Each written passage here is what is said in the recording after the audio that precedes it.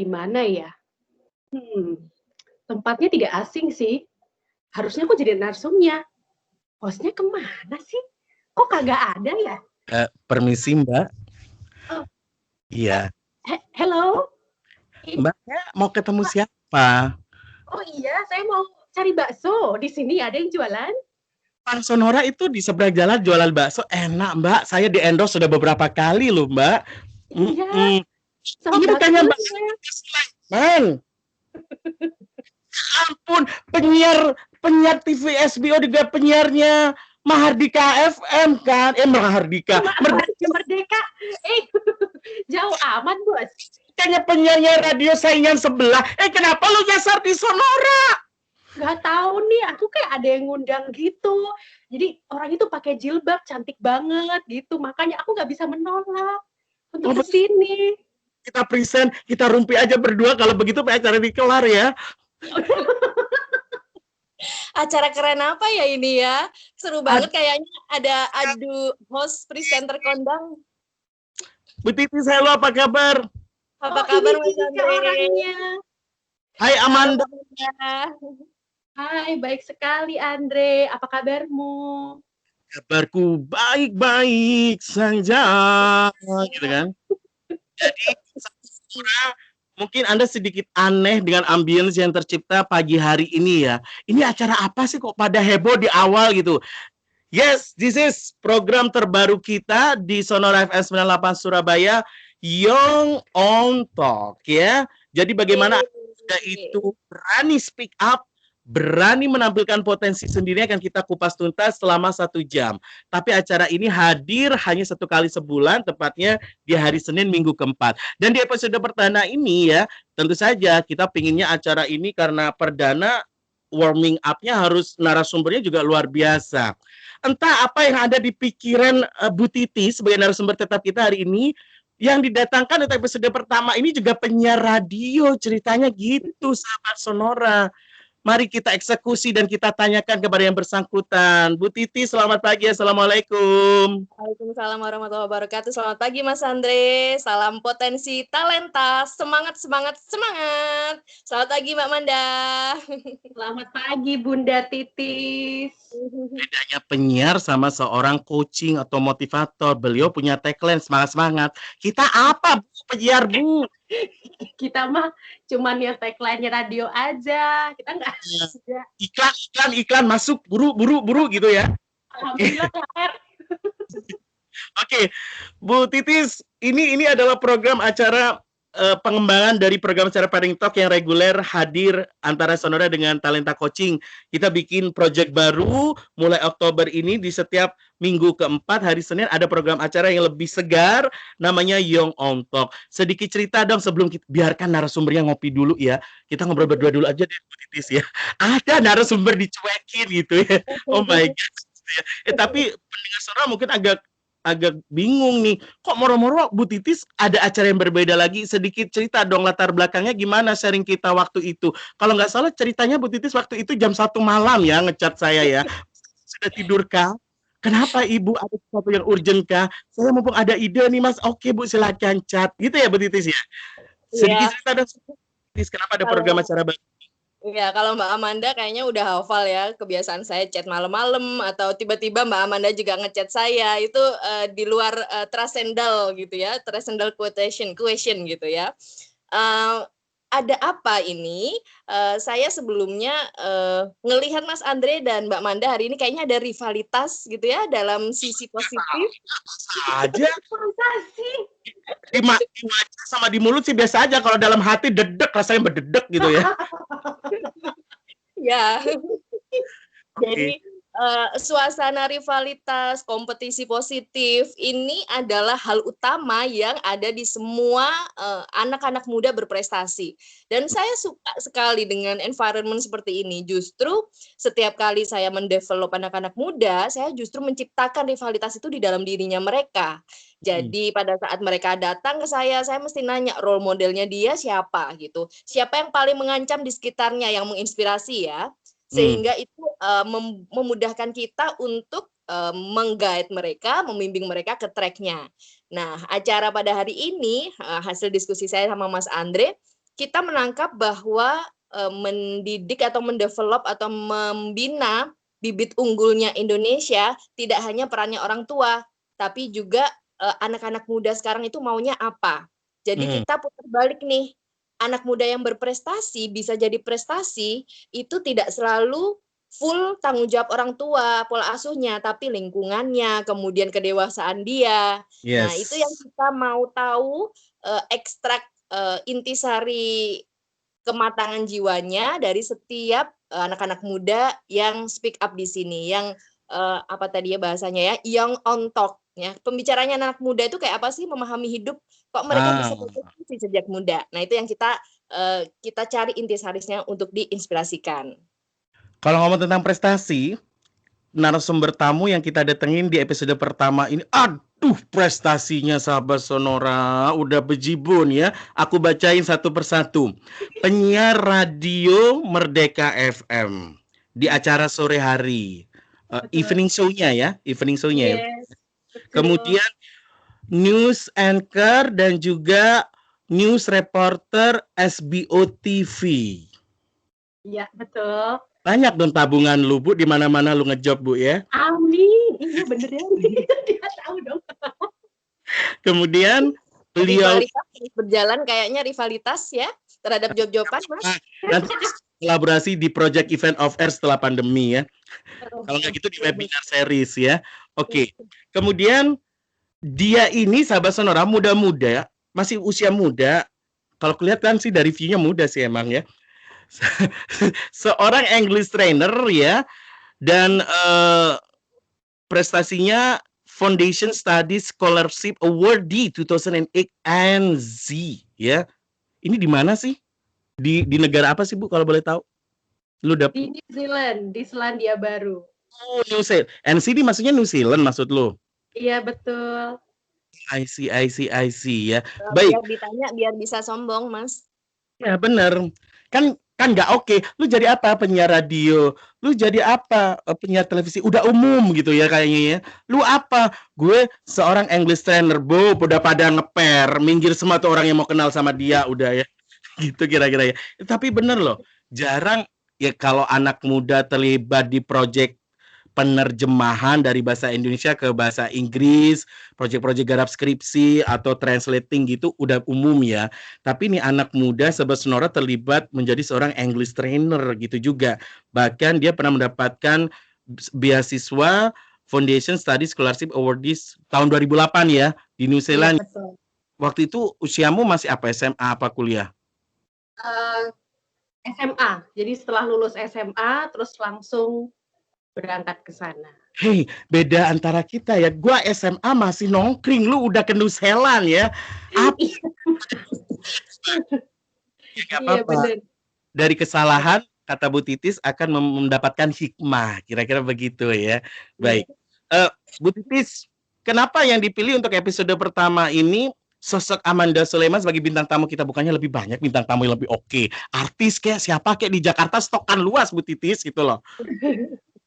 Iya, karena Mbak Amanda ini adalah salah satu sosok real gitu ya, icon public figure masa kini yang punya semua faktor yang menurut saya dibutuhkan oleh anak muda saat ini ya. Jadi yang pertama adalah skill gitu ya, skill bakatnya dari dalam memang luar biasa. Ya, kemudian ketangguhan karena nanti Mbak Amanda akan cerita ya, mungkin dalam sesi Englishnya nanti.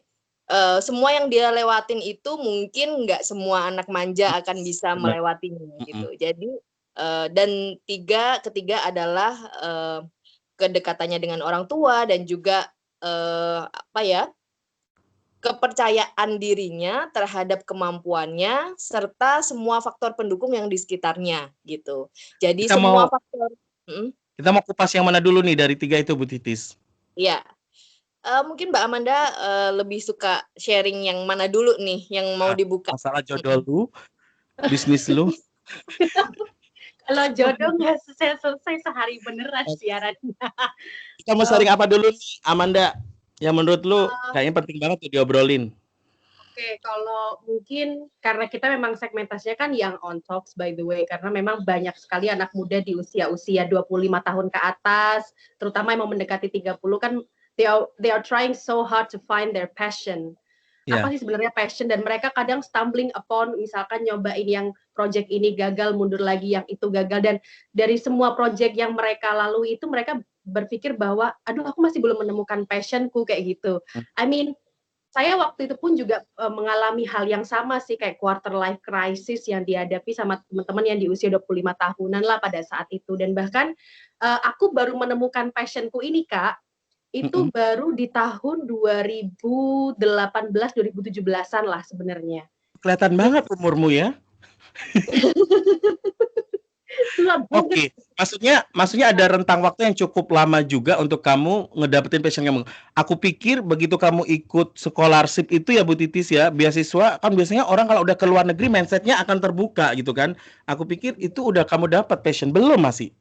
Masih belum karena aku ngerasa Kak dulu itu aku masih dipenuhi dengan ambisi sih. Kalau aku Hmm. bilang kayak yang I want to look good, I want people to respect me, I want to look as if I'm rich, successful and all that stuff. Tapi ternyata kayak misalkan contoh nih, kalau kerja itu anak muda lebih memikirkan yang namanya posisi. Oh, kalau posisinya Ya. prestis ya aku bangga dong kayak gitu kan. Ternyata it's not always going to be that way karena dulu waktu kuliah di Selandia Baru juga ambil jurusannya juga international business. People expect me to work in an international company.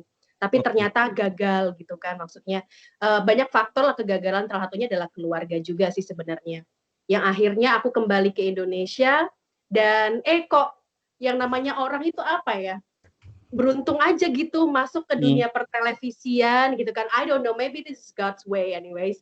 Terus ternyata di radio, terus ketemu sama Bunda Titis juga. Beliau sebenarnya adalah salah satu orang yang menurut aku sangat membantu aku untuk shaping myself. Salah Mm-mm. satunya menjadi seorang trainer tadi.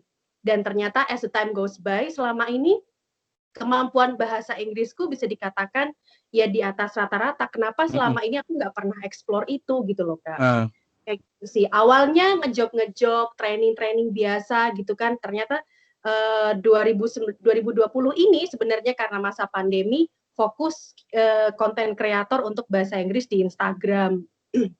Dari situ mulai personal branding aku benar-benar naik sebenarnya. Dan mm-mm. dari situlah aku berpikir bahwa I think this is really going to be my passion for the rest of my life. Dan ya udah that's going to be my main focus gitu. I mean kan kayaknya karena gini dulu kalau orang anak-anak muda itu kan berpikir I have to be successful but Iya. now di usiaku saat ini yang mau mendekati 30 aku berasa bahwa percuma kalau misalkan sukses but you're not living purposefully gitu loh benar-benar berdasarkan purpose-mu gitu kan and now I find my purpose and this is my passion and I'm gonna go for it. Jadi Oke. kayak gitu. Kamu sudah di Keren posisi itu sekarang. banget, keren banget. Aku mau buka sedikit aibmu ya. Maksudku apa rahasia di baliknya gitu, kok aib sih jadinya gitu ya. Enggak. Ya. Betul. Diakui atau tidak, pembentukan karakter apa yang ada pada diri kita sekarang, passion yang kita temukan sekarang, nggak muncul begitu aja. Proses pasti dilalui.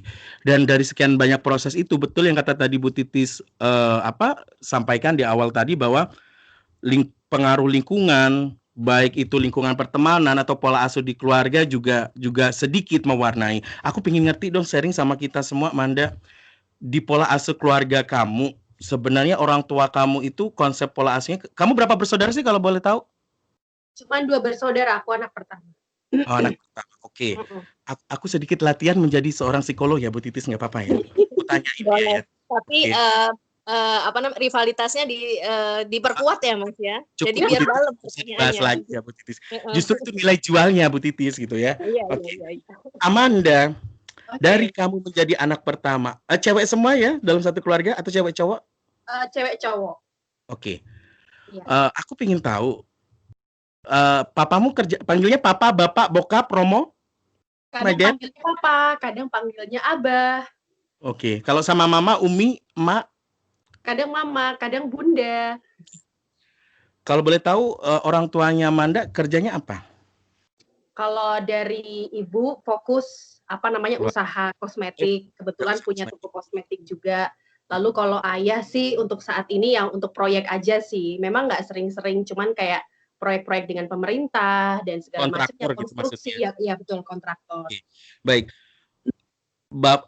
Bunda sama papi ya tadi manggilnya ya. Iya, Abah. Abah.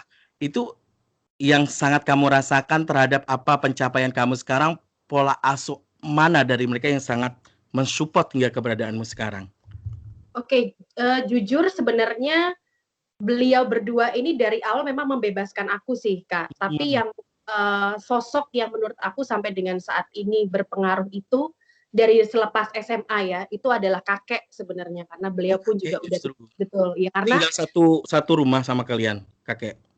enggak, kebetulan kakek dinas di Jakarta dan akhirnya karena kondisi keuangan keluarga yang nggak ini ya, yang nggak memungkinkan aku untuk lanjut pendidikan SMA, akhirnya kakek dan nenek pada saat itu dari papa itu memutuskan untuk ya udah deh biar sini aku sekolahkan gitu. Oke. That's where I started to learn myself better karena kan jauh dari orang tua. Tapi ketika kembali dari Selandia Baru, kayak I have to adjust myself with my parents gitu karena Mhm. ayah ibu saya adalah orangnya career minded banget gitu. Jadi ya Iya. mungkin sampai sekarang masih belum menikah gitu ya. Mhm. Tapi beliau Enggak, sangat nggak bisa jadi membebaskan. alasan kalau masalah menikah mah, nggak bisa jadi alasan. Oke, Tapi boleh dilanjut. ya, Diinterupsi aja di narasumber cerita kan jadi hilang sisi dramatisnya gitu kan. ya, kalau misalkan sampai dengan saat ini sih yang sangat fully support itu kedua orang tua aku sih. Dan yang poin pertama yang paling terpenting lebih tepatnya dari sisi kedua orang tua aku adalah mereka membebaskan aku untuk berkarya di passionku yang manapun. Beliau nggak pernah membatasi hal itu yang pertama, tapi yang kedua tetap selalu ada untuk mensupport sih. Kayak dalam artian kayak, oh gimana kalau ya kayak sumbangsi ide lah istilahnya seperti itu. Dan sebenarnya yang justru malah membantu aku juga untuk menemukan passionku, ayo ini ditekunin nih, itu juga salah satunya orang tua aku juga. Selama ikut kakek, kan ada pola asuh dari kakek juga yang secara langsung nggak langsung kamu rasain gitu ya. Kakek orang yang disiplin atau cenderung juga membebaskan kamu waktu itu?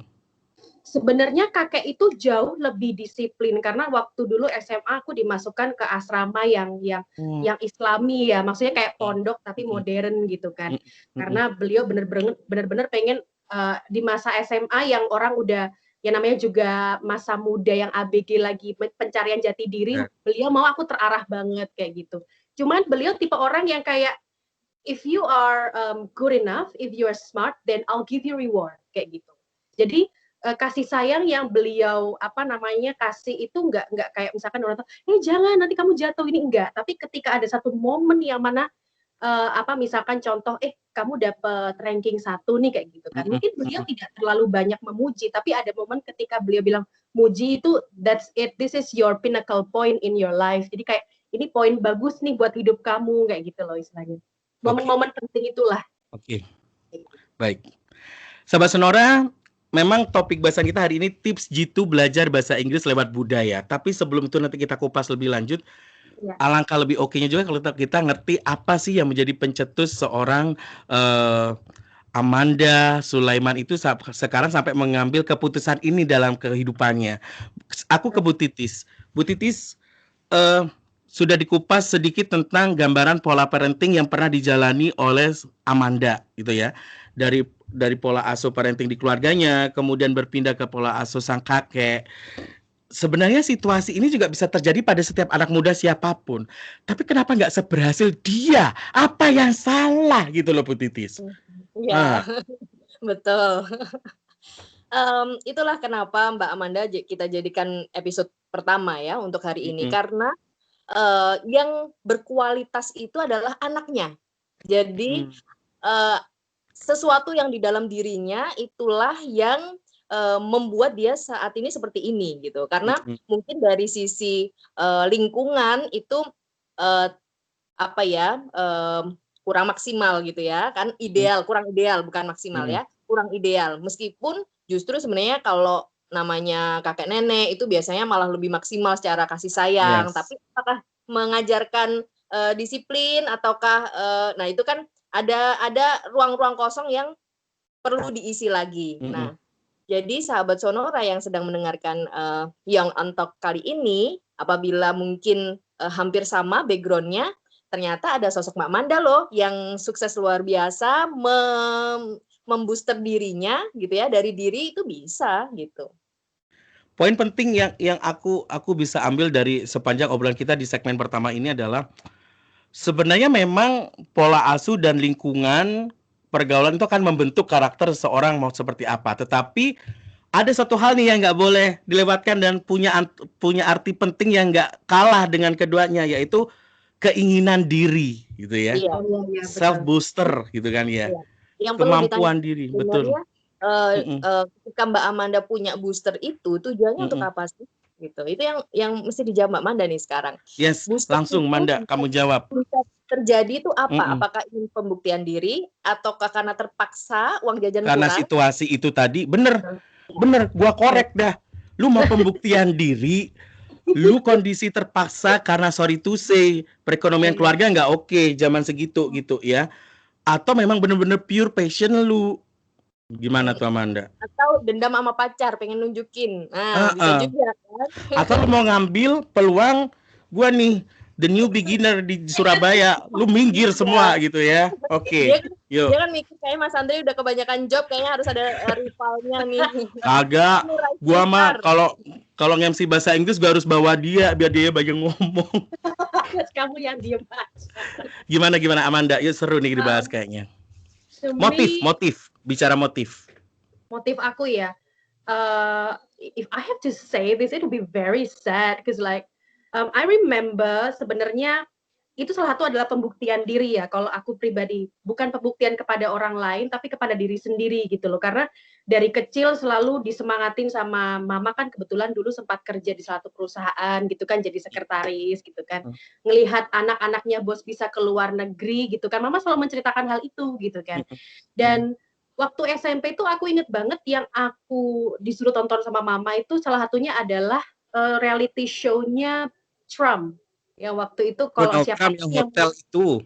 Ya betul, yang siapapun yang menang bisa jadi CEO salah satu perusahaannya dia. So that's what I watched waktu SMP gitu kan. Dan akhirnya seiring dengan berjalannya waktu aku ngerasa oke, aku pasti bisa sukses adalah salah satu main drive aku sih sebenarnya. Tapi aku masih belum tahu, kayak yang takaran suksesku tuh harus bagaimana dan segala macamnya gitu kan. And watching my parents still struggling up until now, saya berpikir bahwa I can always flip the coin gitu loh. Maksudnya bahwa oke, mungkin kedua orang tua saya nggak bisa sukses gitu kan. Mungkin it can start from me karena memang kedua orang tua, terutama ayah saya itu selalu dibayang-bayangi oleh kesuksesan kakek sebenarnya gitu. Oke. Sehingga ada pressure-nya beliau dan aku nggak mau ada pressure seperti itu harus passing down. Aku berpikir bahwa oke, mungkin dari aku bisa sukses gitu kan with my own way. Jadi kayak gitu sih. Jadi murni pembuktian diri. Apa juga kaitannya dengan status kamu sebagai anak pertama? Jadi kamu juga ingin memberikan contoh untuk adik kamu? Itu pasti, tapi yang selanjutnya adalah aku pengen bahwa adikku tahu you can be always successful with your own passion. Karena yang namanya juga orang tua kan kadang kalau sukses ya harusnya kamu S1, terus habis gitu nanti kerja yang mapan dan segala macamnya, itu takaran sukses. Tapi to me mungkin agak sedikit idealis ya, cuman aku ngerasa bahwa I can always find my own success with my own way tanpa harus memaksakan kehendak kepada orang tua. Karena kan banyak sekali anak-anak muda yang mungkin sampai sekarang pokoknya wis repot. Oke, benar. Menarik sih respon orang tua ketika kamu ngeklaim this is my success with my own gitu kan. Apa respon orang tua? Sakarepmu wes atau apa? Cara ngomong aku pun juga dialektikaku dengan kedua orang tua aku pun juga nggak yang kayak frontal banget, nggak kayak dulu gitu kan ya waktu zaman-zaman lulus SMA bisa dapat scholarship terus ambisi banget gitu kan. Tapi setelah aku menemukan passion aku ngomong sama kedua orang tua aku gitu kan bahwa I think this is my purpose to live in this earth, to share people, dan at the same time aku juga pasti bisa mendapatkan rezeki lah dari situ gitu kan. Tapi dengan cara aku ngomong kayak gitu, kedua orang tua aku bukannya langsung yang kamu harusnya kerja ini, enggak, malah justru membebaskan. Makanya that's the point about my family gitu kan. Bahwa oke, kadang-kala aku ada sisi idealis yang orang tua aku harapkan harusnya dengan caramu ini kamu hasilkan uang gitu. Lebih. Tapi ya makin kesini orang tua aku makin paham bahwa she can find her own way, toh juga dia juga survive gitu loh. She can prove herself kayak gitu sih. Dan kamu buktikan kemandirian kamu secara finansial, daya survive-mu itu juga mereka. Kamu masih tinggal sama orang tua sampai sekarang atau tinggal sendiri? Iya, masih tinggal sama orang tua. Oh, it's okay. Aku juga pernah ngalamin kok situasi itu. It's okay gitu kan ya. Sekarang aja aku ya nggak tinggal sama orang tua karena aku udah punya bini. Ceritanya kan nggak oke kalau tinggal sama orang tua.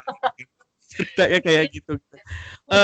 Nanti sahabat sonora sabar dulu kalau kita berbicara tentang Jitu belajar bahasa Inggris lewat budaya, nanti ada di segmen kedua. Maksud kita kenapa kita banyak mengupas sisi personal dari sosok Amanda ini, biar kita tahu nanti relate-nya ini ke segmen kedua kaitannya dengan kemampuannya untuk belajar bahasa Inggris lewat budaya ini pasti ada faktor pencetusnya gitu kan. Ayo Bu Titi sekarang giliranmu, jangan sungguh-sungguh kau gunakan rencana kita itu tadi, kita yang rumpi, Diko hanya 1 slot aja Bu Titi saya ngomong. Iya, karena saya tahu dua-duanya penghabis durasi, jadi saya mau ini menikmati gitu kan ketangguhan dua penyiar kondang ini. Motifnya udah jelas. Ya. Aktualisasi diri, pembuktian diri. Ya. Oke nggak sih secara konsep parenting untuk apa ya, tumbuh kembang seorang anak muda, bukannya sometimes kata pemikiran yang pada umumnya adalah anak yang cenderung aktualisasi dirinya oke, pembuktian dirinya oke itu cenderung idealis loh, cenderung egois loh. Selalu identik dengan stigma itu. Nah, gimana nih Bu Titis? Iya. Sebenarnya seperti dua sisi koin gitu ya. Seperti juga misalnya di Islam juga mengajarkan Tuhan itu mendatangkan sesuatu itu dari 2 hal gitu ya, kebaikan dan keburukan gitu ya. Begitupun juga anak-anak pintar dan cerdas biasanya agak sedikit dominan gitu ya. Sedikit sombong, sedikit egois gitu ya. Itu udah gandengannya Mas Andre. Okay. Namun cerdas seperti apa yang kita inginkan pada anak-anak kita atau sahabat-sahabat kita adalah cerdas yang bijaksana. Nah, itu ada tahapannya. Dia akan melewati cerdas yang tadi ada penyertanya tadi. Itu bukannya salah karena apa? Dia bisa berpikir lebih dewasa. Dia tahu lebih banyak sehingga ketika ada orang yang dia bisa benarkan, dia cenderung membenarkan. Gini loh, dia suka ngasih tahu apa, orang mikirnya kok gitu sih gitu. Jadi terus kemudian dia karena banyak belajar, dia suka ngasih tahu orang. Nah, itu udah naturally. Nah, setelah melewati tahapan itu, dia akan menuju ke kebijaksanaannya dia. Nah, Mbak Manda ini mature, dewasa, bijaksana di usia yang lebih cepat gitu. Betul. Jadi karakternya sangat kuat di usianya dia saat ini gitu. Nah, yang kita mesti telusuri adalah dia mulai sadar bahwa dia harus membuktikan dirinya itu pada saat usia apa dan ada kejadian apa yang melatar belakang terpapar ke dia gitu. Apakah ngelihat ada temen kok sukses, aku harus kayak dia deh atau apa waktu itu di usia berapa? Titik baliknya itu di momen apa? Bahasa sederhananya gitu ya. Jangan dijawab dulu, keep dulu. Kita akan jelaskan nanti di segmen kedua ya. Sahabat Sonora, kita masih bersama dengan Amanda Sulaiman, seorang penyiar radio, presenter televisi, dan juga English trainer. Sukses di usia muda, on your passion. Kenapa enggak gitu ya? Ternyata seorang Amanda Sulaiman bisa membuktikannya. Nah, jangan kemana-mana. Sekali lagi program acara Young on Talk ini episode perdana ya, program acara baru hasil kerjasama Radio Sonora FM 98 Surabaya dengan Talenta Coaching and Training Center. Kita akan kembali lagi setelah yang satu ini. 98,0, this is your station for news, traffic, and music, part of KG Radio Network ya. Masih ada saya Andre Komarudin yang menemani Anda pagi hari ini di program perdana acara terbaru di Sonora, Young on Talk, hasil kerjasama Radio Sonora FM 98 Surabaya dan juga Training Coaching and Training Center, Talenta Coaching and Training Center ya. Masih ada 2 narasumber cantik sekali karena saya yang paling laki-laki di acara ini ya. Ada Ibu Titis Tatasari ya, owner juga dari Talenta Coaching and Training Center. Ibu Titis Tata, biasanya kita panggil begitu. Bunda Titis, ada yang juga manggil gitu ya. Kemudian ada narasumber tamu kita Amanda Sulaiman. Oke, tadi pertanyaan Bu Titis sempat kepotong sebelum commercial break. Masih ingat nggak pertanyaannya? Gue juga mau ngetes kemampuannya dia nge-review pertanyaan narasumber gitu kan. Itu teknis yang harus dikuasai oleh setiap penyiar kalau program acara talk show gitu kan. Lu nggak bawa catatan kan? Walaupun lu bawa bolpen kan? Tadi emang Bu Titis sempat tanya apa? Tadi Bu Titis tanya apa? Ayo, lu bisa jawab kagak? Nah, Bunda Titis nanya mengenai titik balik. Yes. Ya. Oh berarti dia memang pintar bener Bu Titis. Kalau aku yang nggak ada catatan gitu udah ambiar pikiranku.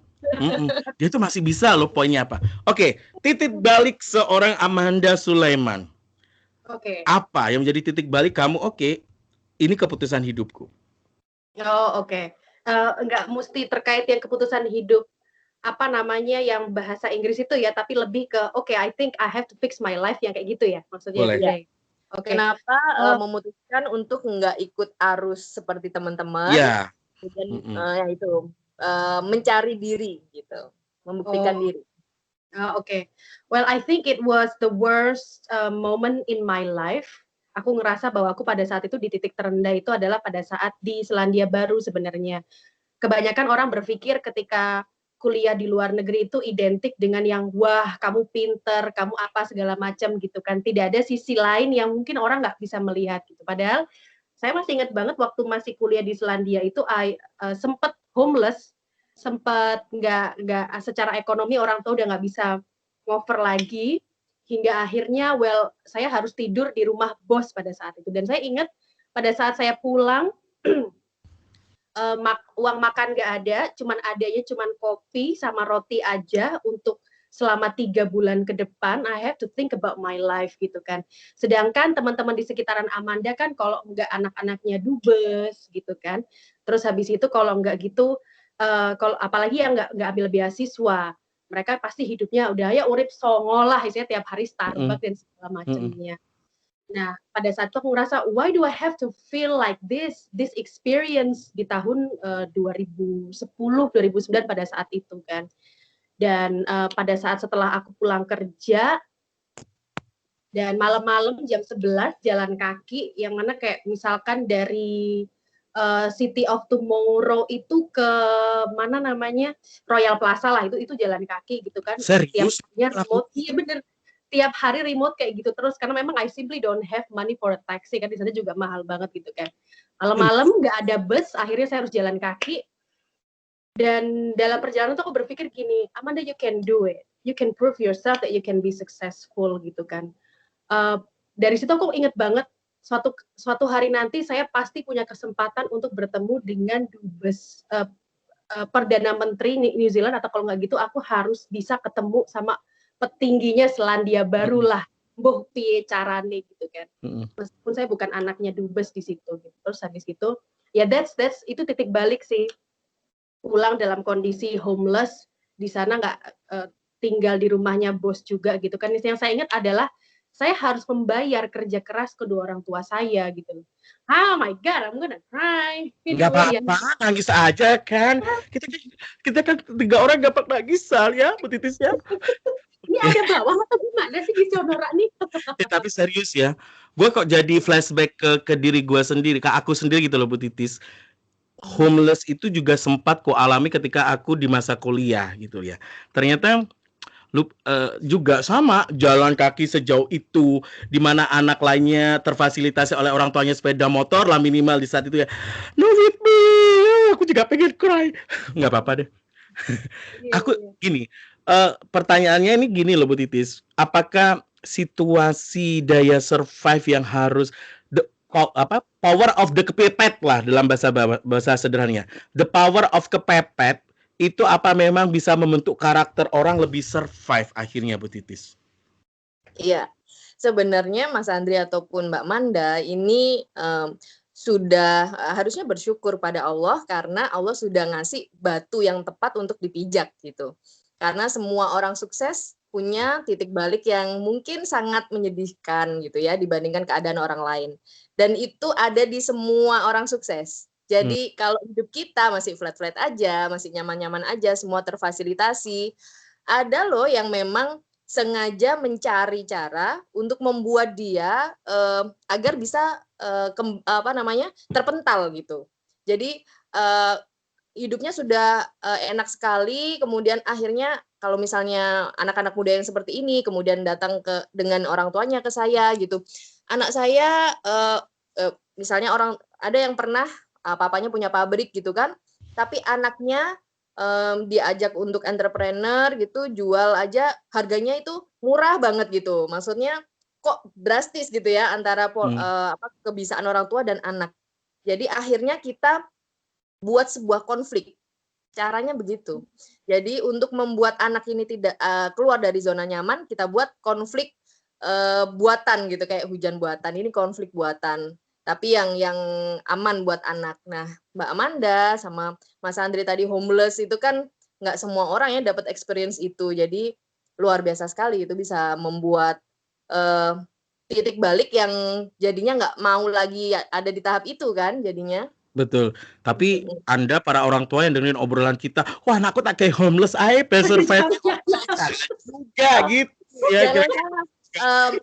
Apa namanya, anaknya MH Ainun Najib, budayawan itu yang namanya Sabrang, itu pun juga gitu, sama, homeless, jadi ditaruh di sekolah di luar negeri itu juga gitu, dikasih tiket berangkat aja, di sana homeless gitu, akhirnya tidurnya di musola, gitu. Jadi tapi ya mungkin kepercayaan diri dari orang tuanya yang cukup ternama ya, sehingga ya pasti paham anak ini bisa survive gitu. Jadi untuk orang tua cara untuk struggling anak itu ya bermacam-macam. Kita lihat anaknya kayak apa. Kalau sekuat Mak Manda ya bisa lah gitu ya. Kalau Amanda lah ya.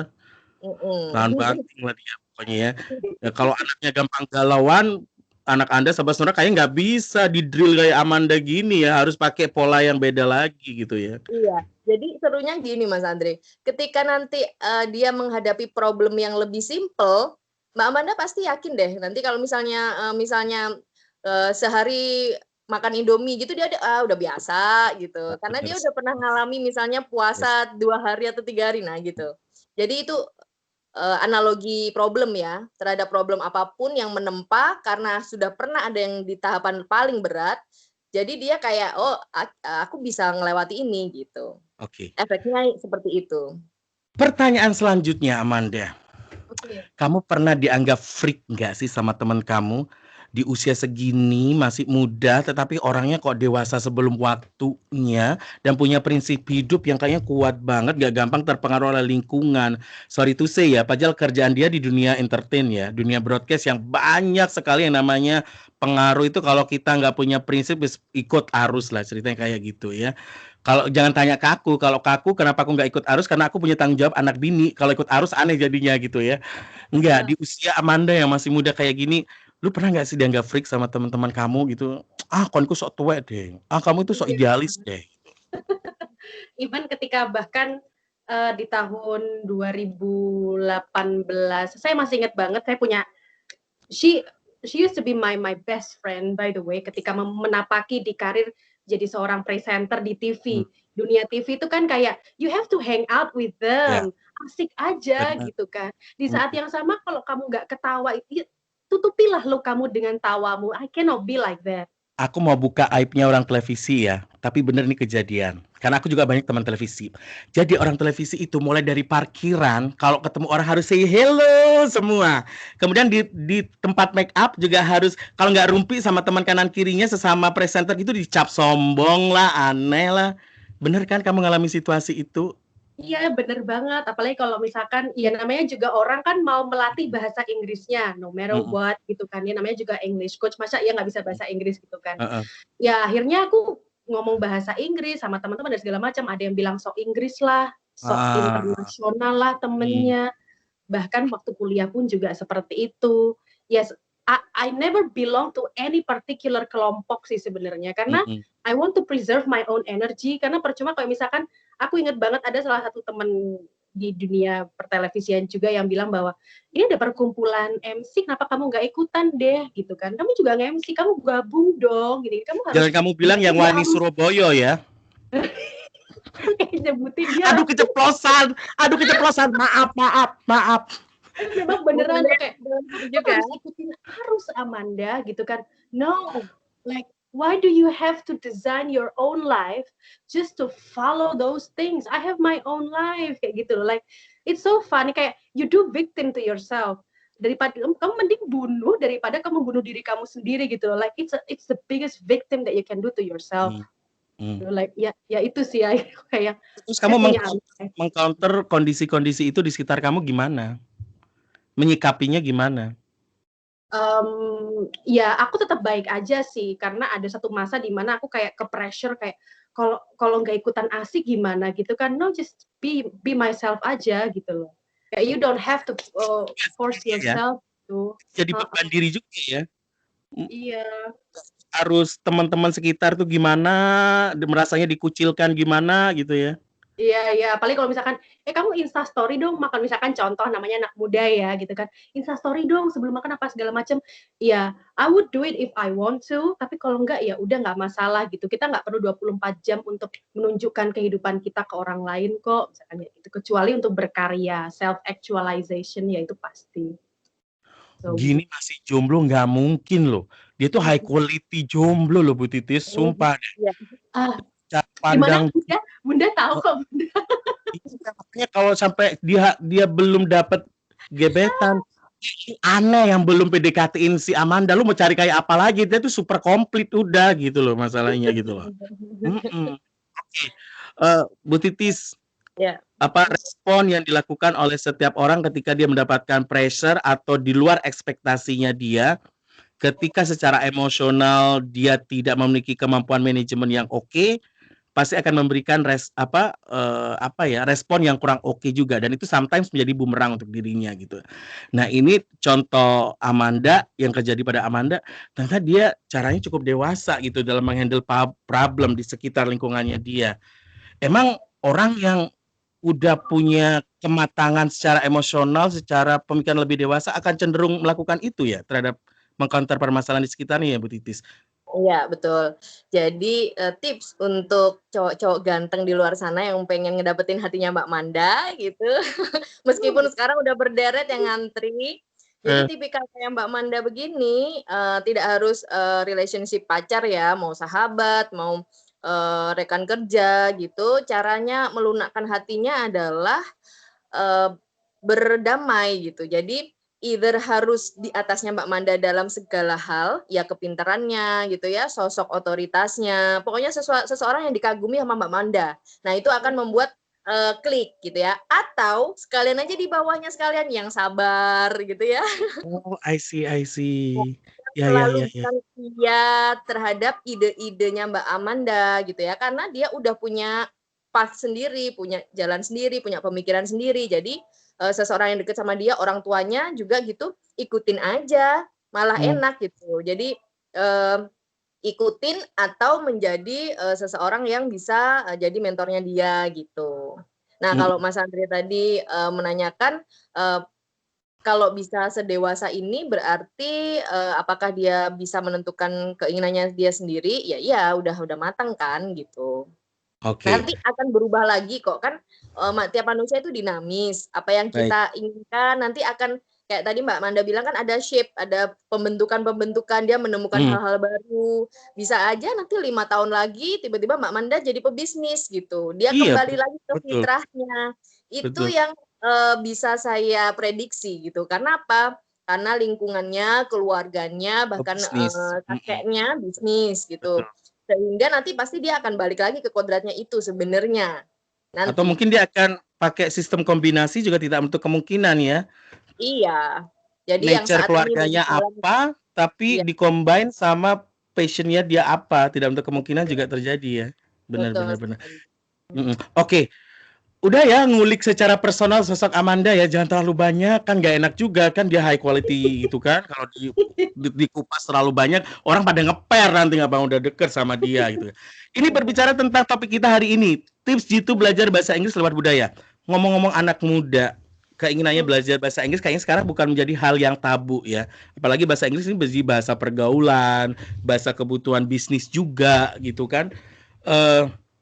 Cuma masalahnya kenapa ya belajar bahasa Inggris tuh ada yang gampang, ada yang susah gitu ya. Ini kaitannya dengan mindset yang kita punya, Manda, atau sebenarnya gimana sih Manda agar belajar bahasa Inggris itu mudah, dan kenapa kamu ngambil topik hari ini akses budaya sebagai jembatan agar kita mudah belajar bahasa Inggris, Amanda? Oke.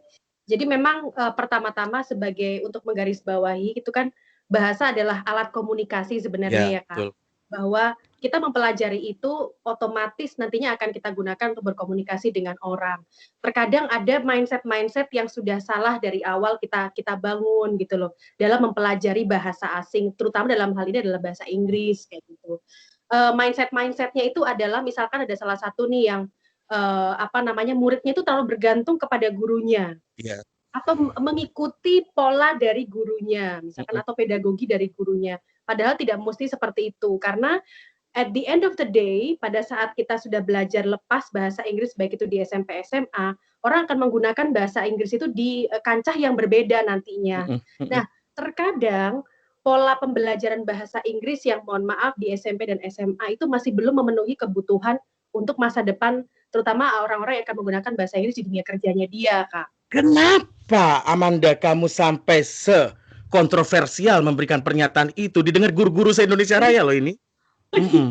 Ya maksud saya itu seperti ini. Jadi karena contohnya aja nih ketika listening ya kan, ketika listening kita terlalu terpatok kalau di Indonesia belajar bahasa Inggris kalau enggak terpatoknya dengan aksen British, pastinya aksen American kan gitu. Yang paling widely known kan yang American. Nah, ketika kita ngikutin ujian listening, orang yang ngomong itu kan jelas, concise, precise, enak, temponya juga tertata.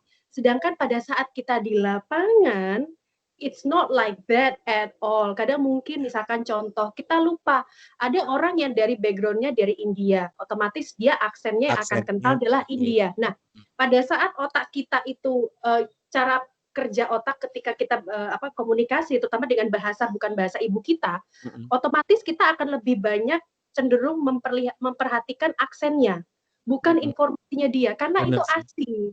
Benar. Karena itu asing.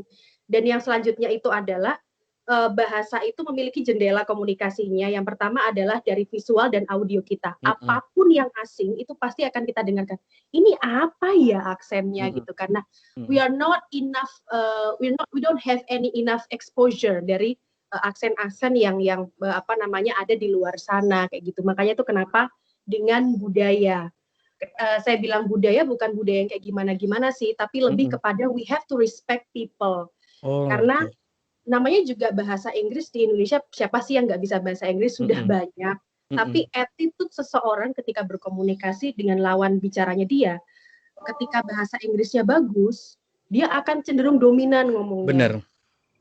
Selain dominan juga, dia kalau bisa dibagus-bagusin, ya percuma juga kalau lawan bicara kita nggak tahu apa yang kita omongin, ya kan? Informasinya nggak dapat. Nah, mindset seperti ini ya mungkin masih belum didapat dari teman-teman gitu kan. Makanya banyak dari teman-teman aku yang kayak, Amanda, aku tuh bahasa Inggrisku udah oke, dia lulusan dari Australia gitu kan. Tapi kenapa sih ketika ngomong sama, kebetulan dia waktu itu lagi ada business meeting dengan orang India. Orang India itu susah sekali untuk memahami dia gitu kan. Ya, aku tanya, temponya gimana, cepat atau enggak? Ya aku pikirku ya, they know English, ya jangan seperti itu. Gunakan yang general dulu kayak gitu sih. So it's all in the mindset dan terutama attitude kita juga sih, itu yang paling terpenting. Oke, karena itu kenapa kamu menjadi fokusnya budaya ini menjadi jembatan untuk kita belajar bahasa Inggris secara oke gitu ya. Karena dengan kita menggunakan budaya sebagai akses ke sana, kita tahu background seseorang gimana gitu ya, Amanda ya. Betul ya. Oke. Bu Titis, dalam konsep komunikasi, mengetahui background lawan bicara itu penting nggak untuk kita connect kayak apa yang dilakukan Amanda? Kenapa budaya dijadikan backgroundnya dia menjadi poinnya dia mengajar Inggris, orang mau belajar bahasa Inggris dengan mudah. Emang sepenting itukah dalam pola komunikasi memahami background lawan bicara? Iya, makanya pentingnya kita melakukan penggalian data gitu ya. Gimana Bu Titis? Bu Titis, terputus. Ibu? Ya, apa yang terjadi? Apakah siaran kita disabotase ini ceritanya ya? Lagi freezing nih kayaknya Bu Titis nih. Iya. Oke. Halo Bu Titis. Halo Bunda Titi. Kayaknya kita harus end call lagi ya. Gak apa-apa Oke, kan oke. ini tapping, jadi bisa diedit nanti ya. Oke, oke. Aku end call bentar ya. Mhm.